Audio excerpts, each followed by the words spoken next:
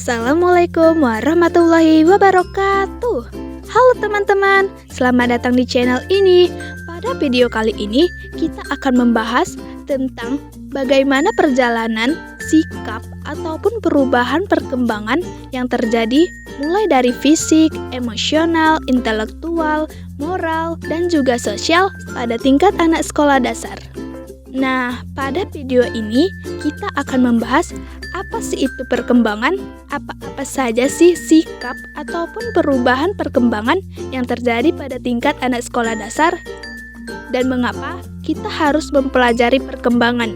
Untuk mengetahui itu semua, yuk kita simak pada video selanjutnya. Nah, sebelum masuk ke dalam pembahasan inti, ada baiknya nih kita bahas. Apa sih itu perkembangan? Perkembangan merupakan sebuah proses di mana seorang anak berubah dari waktu ke waktu yang lebih mengarah pada kedewasaan dan kemampuan berpikir, yang artinya tidak bisa diukur oleh alat ukur, seperti tingkat kematangan hormon dalam tubuh, juga perubahan kecakapan, kematangan fisik, emosi, dan pikiran menuju dewasa.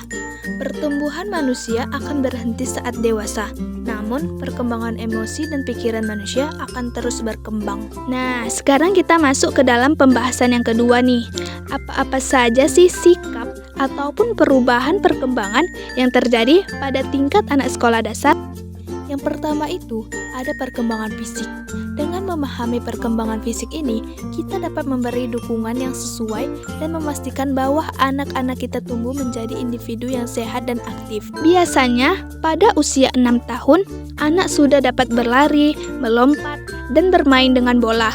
Dan pada usia 12 tahun, anak sudah mengalami pubertas dan mengalami perubahan fisik yang signifikan. Perkembangan fisik seorang anak dikatakan berkembang karena terdapatnya atau terlihatnya suatu perubahan yang terjadi pada pola pikir, tinggi badan, dan berat badan. Seorang anak pada masa usia sekolah dasar memiliki ukuran tubuh yang tidak bisa diperkirakan. Hal ini terjadi karena bentuk tubuh yang dimilikinya bisa jadi adalah faktor keturunan ataupun faktor penyakit yang terjadi semenjak ia lahir. Dengan memahami perkembangan fisik ini, kita dapat memberikan dukungan yang sesuai dan memastikan bahwa anak-anak kita tumbuh menjadi individu yang sehat dan aktif. Yang kedua, ada perubahan perkembangan yang terjadi pada emosional. Ini adalah fase kritis dalam kehidupan mereka. Sebagai orang tua ataupun guru, penting bagi kita untuk memahami dan mendukung perjalanan emosional mereka. Emosi merupakan perasaan yang dirasakan ketika anak melakukan atau merasakan sesuatu. Biasanya, pada usia 6 tahun, anak mulai mengembangkan rasa empati dan belajar mengontrol emosinya. Dan pada usia 12 tahun, anak mulai mengalami perubahan emosional yang signifikan dan mulai mencari identitas diri. Mereka mulai mengembangkan empati, belajar mengenali, dan mengelola emosi mereka sendiri. Biasanya, faktor-faktor yang mempengaruhi perkembangan emosional mereka adalah peran keluarga, teman sebaya, dan lingkungan sekolah. Peran yang dapat dilakukan oleh orang tua dan guru dalam mendukung perkembangan emosional yaitu dengan komunikasi terbuka, mendengarkan, dan juga membangun lingkungan yang mendukung ekspresi emosional positif. Contoh perkembangan emosi anak biasanya menangis ketika orang tuanya pergi, malu di sekitar orang asing, juga tersenyum dan tertawa saat bermain. Dengan memahami dan mendukung perkembangan emosional anak sekolah dasar, kita dapat membantu mereka tumbuh menjadi individu yang seimbang dan bahagia. Yang ketiga, ada perubahan perkembangan yang terjadi pada intelektual. Perkembangan intelektual adalah proses atau tahapan pertumbuhan yang dimiliki oleh seseorang ke arah lebih maju untuk memiliki ilmu pengetahuan, kecerdasan, dan kemampuan dalam berpikir. Biasanya, pada usia 6 tahun, anak mulai belajar membaca, menulis, dan menghitung. Dan pada usia 12 tahun, anak mulai mengembangkan kemampuan berpikir abstrak dan kritis. Ada beberapa cara yang dapat dilakukan untuk membantu anak-anak mengembangkan kecerdasan. Yang pertama itu memberikan pengalaman belajar yang beragam. Anak-anak perlu belajar melalui pengalaman yang beragam dan menantang.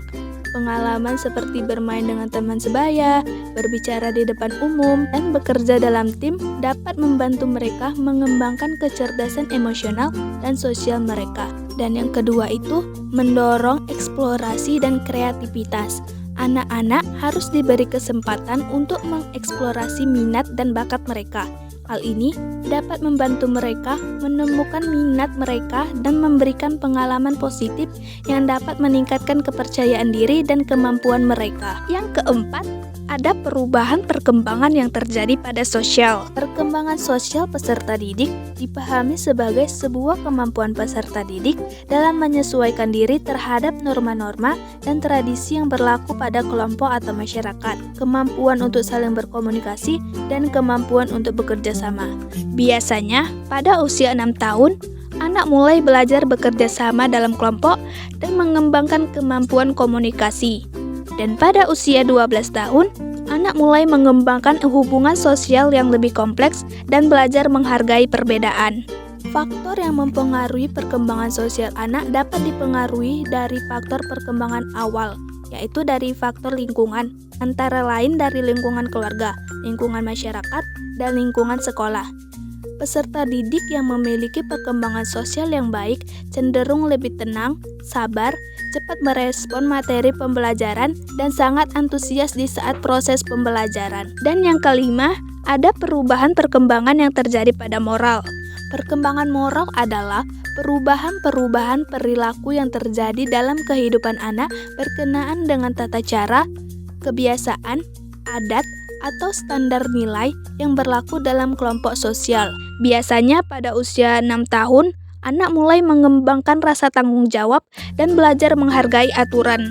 Dan pada usia 12 tahun, anak mulai mengembangkan nilai-nilai moral yang lebih kompleks seperti integritas dan kejujuran.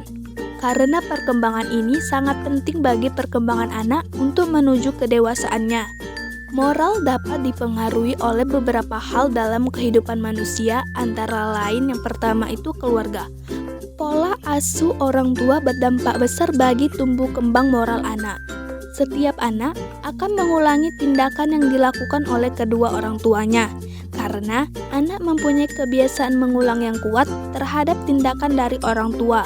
Selain keluarga, perkembangan moral anak sangat dipengaruhi oleh lingkungan, baik sekolah maupun teman sebaya. Lingkungan tersebut berpengaruh penting dalam menumbuhkan moral anak, karena di sanalah anak berinteraksi dengan manusia lainnya. Nah, sekarang masuk ke pembahasan yang terakhir nih. Mengapa kita harus mempelajari perkembangan?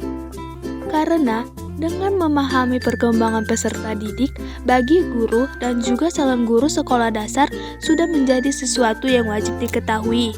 Banyak guru dan juga calon guru yang tidak menyadari betapa pentingnya memahami perkembangan peserta didik.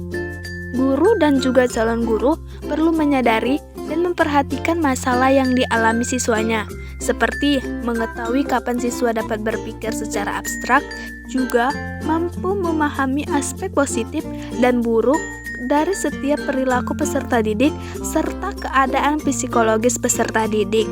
Hal ini perlu diperhatikan karena akan berdampak pada pembelajaran selanjutnya. Nah, itu dia teman-teman, sedikit gambaran tentang perjalanan perkembangan anak-anak sekolah dasar yang penuh warna seperti pelangi, yang melibatkan pertemanan, pembelajaran, dan kreativitas. Dengan memahami perkembangan ini, sebagai orang tua atau pendidik, kita dapat lebih efektif mendukung anak-anak, karena setiap langkah mereka membentuk dasar dalam perjalanan mereka menuju masa depan yang cerah. Semoga informasi tentang perkembangan pada anak sekolah dasar dapat bermanfaat bagi kita semua. Assalamualaikum warahmatullahi wabarakatuh.